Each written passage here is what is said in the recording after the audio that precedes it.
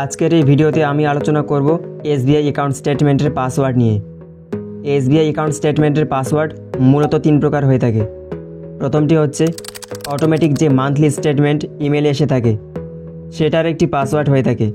দ্বিতীয়টি হচ্ছে YONO mobile banking থেকে আমরা যে স্টেটমেন্ট ডাউনলোড করে থাকি সেটির একটি পাসওয়ার্ড হয়ে থাকে।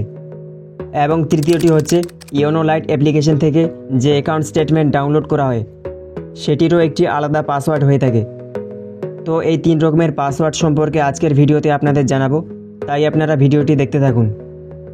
প্রথমটি অর্থাৎ মান্থলি যে স্টেটমেন্ট ইমেলে এসে থাকে, স্ক্রিনে আপনারা যেমনটা দেখতে পাচ্ছেন ঠিক এরকম, সেটার পাসওয়ার্ড হচ্ছে আপনার এসবিআই রেজিস্টার্ড মোবাইল নাম্বারের লাস্ট 5 ডিজিট এবং আপনার জন্ম তারিখের ডেট এবং মান্থ একই থাকবে, কিন্তু জন্মসালের লাস্ট 2 ডিজিট এন্ট্রি করতে হবে।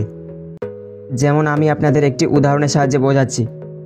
যদি আপনার রেজিস্টার্ড মোবাইল নাম্বারের লাস্ট 5 ডিজিট 1 2 3 4 5 এটি হয়ে থাকে এবং আপনার ডেট অফ বার্থ 1 জানুয়ারি 1980 হয়ে থাকে, তাহলে এক্ষেত্রে আপনার পাসওয়ার্ড হবে 123450100180, ঠিক এরকম।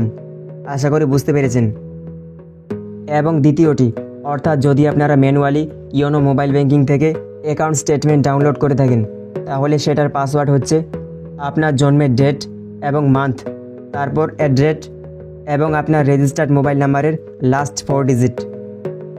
যেমন যদি আপনার ডেট অফ বার্থ 1 জানুয়ারি 1991 হয়ে থাকে এবং আপনার রেজিস্টার্ড মোবাইল নাম্বারের লাস্ট 4 ডিজিট 1234 হয়ে থাকে, তাহলে এক্ষেত্রে অ্যাকাউন্ট স্টেটমেন্টের পাসওয়ার্ডটি হবে 0101@1234। আশা করি বুঝতে পেরেছেন। আর যদি আপনারা ইওনো লাইট অ্যাপ্লিকেশন থেকে অ্যাকাউন্ট স্টেটমেন্ট ডাউনলোড করে থাকেন, তাহলে সেক্ষেত্রে পাসওয়ার্ড হবে আপনার এসবিআই অ্যাকাউন্ট নম্বর। তো এভাবে আপনারা এসবিআই অ্যাকাউন্ট স্টেটমেন্টের পাসওয়ার্ড এন্ট্রি করে স্টেটমেন্ট দেখতে পারবেন। আশা করি আজকের ভিডিও আপনাদের ভালো লেগেছে। ভালো লাগলে লাইক করুন এবং কোথাও বুঝতে সমস্যা হলে কমেন্ট করে জানান। এবং এরকম গুরুত্বপূর্ণ ভিডিওর জন্য চ্যানেলটিকে সাবস্ক্রাইব করে নোটিফিকেশন বাটন অল করে রাখুন। আর অলরেডি সাবস্ক্রাইব করে থাকলে থ্যাংক ইউ।